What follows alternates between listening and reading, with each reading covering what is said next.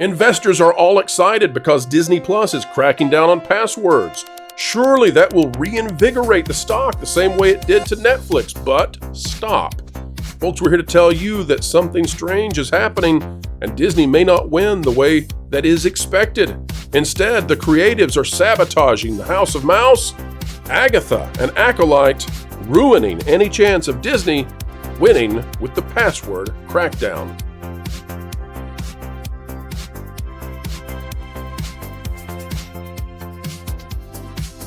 Hello folks, welcome back to the channel that is changing hearts and minds simply by telling the truth.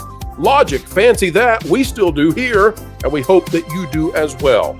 Folks, if you'd like to hear more of what we do each and every day, you can help us out in two ways. Click that like button, as well as click the notification bell. Let's dive straight in today. Out of thatparkplace.com, Disney Plus cracks down on password sharing as market share shrinks.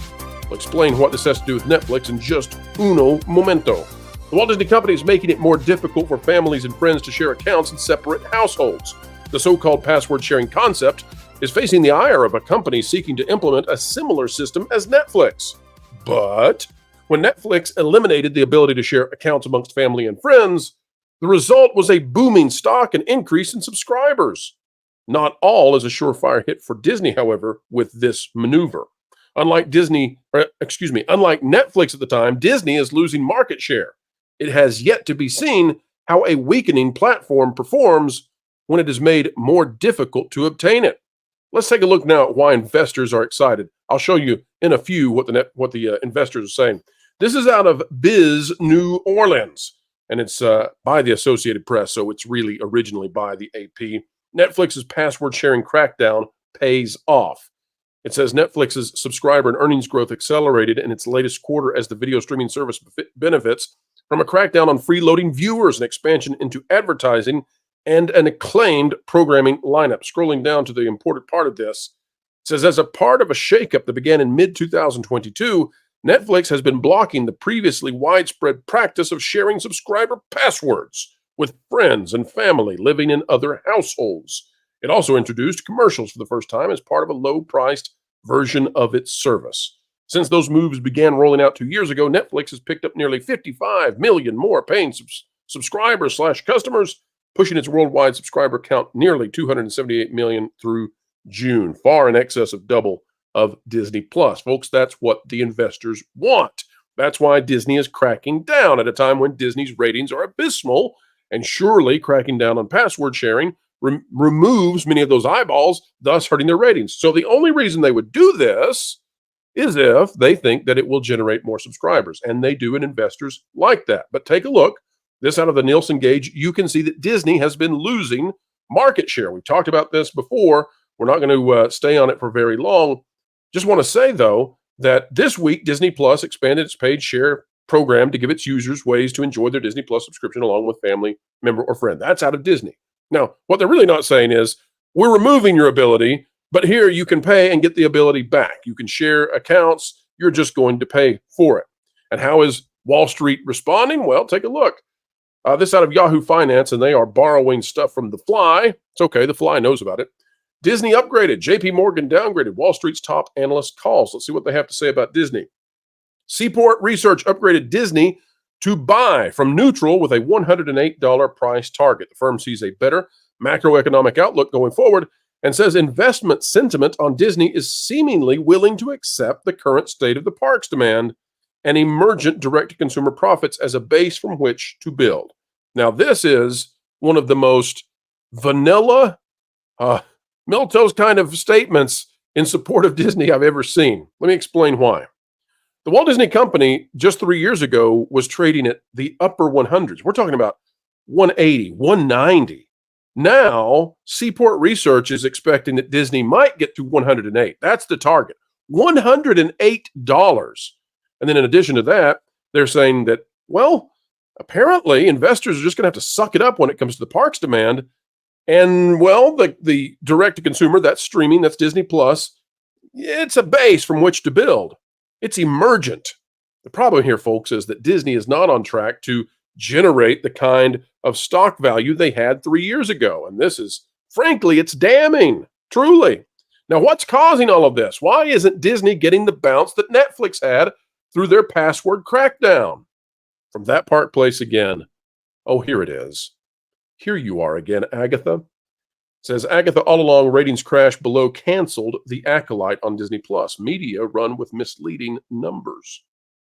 Scroll down just a little bit. I want to show you this. If we go down here, you can see Variety was reporting 9.3 million views on Disney+. Oh boy, 13.3 million views. Well, all of this, right?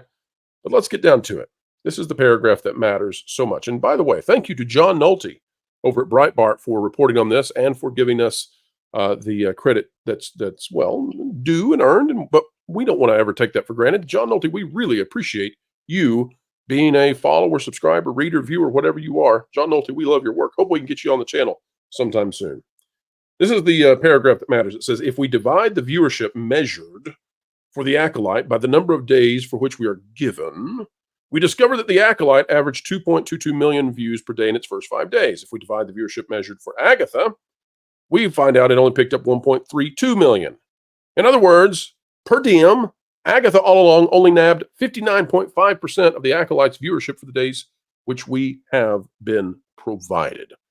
This is why Disney is now offering the Disney Plus app streaming service for $2 for the rest of the year per month. If you'll just sign up with them, they'll practically give it to you for free. It's getting hard to drop lower than $2. So it's basically free. Why are they doing that? Well, they're cracking down on the password sharing, right? The only way that works, though, is if people actually want to have your service, because then when they get cut off from the password sharing, then they'll buy the service, right?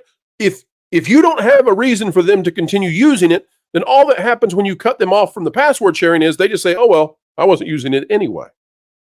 That's why they have to drop it to $2 for the rest of the year. And that's why Disney is facing a very serious problem. That's why they are now at risk, because unlike Netflix, where people had to see what was going to happen in the next Stranger Things, Disney Plus has failed with their two biggest shows with huge budgets, by the way. I don't care what they say over at Forbes or whoever's talking about Agatha having a $30 million budget. Good grief. Big budgets. Those shows were intended to do three things. First, generate subscribers. 2, hold on to subscribers. 3, create ad revenue. 3 strikes, you're out for both of these shows with huge budgets. And there doesn't seem to be an end in sight. The content, the creatives have sabotaged the business of streaming for Disney. And Bob Iger has not stood in the way. And that's why he holds no sway with me in 2024 as the CEO of Disney. I have not seen Bob do what needs to be done to rescue this company and put it in the good graces of the consumer. Inside Out 2, good. Deadpool and Wolverine, great. But you know what? Those are exceptions to a very broad rule. And if you go back to 2023, you will find flop after flop after flop after flop that has decimated the desire of consumers to have Disney Plus. And if that doesn't stop, if that continues into 2025, problems are on the way. 2 exceptions does not break the pattern, but Disney can. How do they do it? They win by getting their stuff out of the ideology and back to the mainstream middle, the sensible center where money is made, fix the parks, make them a great value again. And oh, by the way, if you're going to cut the password sharing for your streaming service, first, make sure it's the kind of service everyone has to have. Folks, one thing we have to have here is your support. Consider clicking that like button, share, subscribe, click it, stick it to the algorithms. It is the notification bell. Drop a comment down below. Let us know your thoughts on this topic. We would certainly appreciate to know what it is you have to say about Disney Plus, even Hulu and ESPN. Very, very interesting. Folks, we're about to say adieu for now, but do not worry. Fret not, for more content is yet on the way. 3 times a day, thrice as nice, right here on the Pro Channel. And oh, by the way, the Pro Show will be coming out tomorrow if you're watching this video at the time of release. That's Tuesday at noon Eastern. But we've got a heck of a panel you do not want to miss. Don't forget, the Pro Show switches to twice weekly, starting the very last week of October. We'll be switching to Tuesdays and Thursdays. Tuesdays and Thursdays. That's just about 1 month exactly from now. We'll be switching to Tuesdays and Thursdays for the Pro Show, and we'll be soon announcing the time schedule change for that Park Place Live. Don't worry, it's not going away. We actually have something even better in store for you than what it was in terms of its time and format. Can't wait to make the announcement. Can't wait! And you all make these milestones great. Thank you for your support. Until the next time, we have the honor of spending time with you and hopefully adding value to your day. Keep learning, keep growing, and on your way, keep having fun. You'd better hang on to your feathers, little bird. They need to put you in the show. What? Jose, what are you listening to? You don't even have ears. Vacation Radio 24/7. Original music on YouTube. Vacation Radio. WDW Pro Music Channel. I have no idea what you're saying. But if you want to be listening to music, you should head over to Vacation Radio 24/7 on YouTube. One of the 100 other channels WDW Pro's been working on. Oh, and I have a song for you, Jose. Jose Cowabunga. He is Jose Cowabunga. He's Jose. That one seems a little bit foreign to you.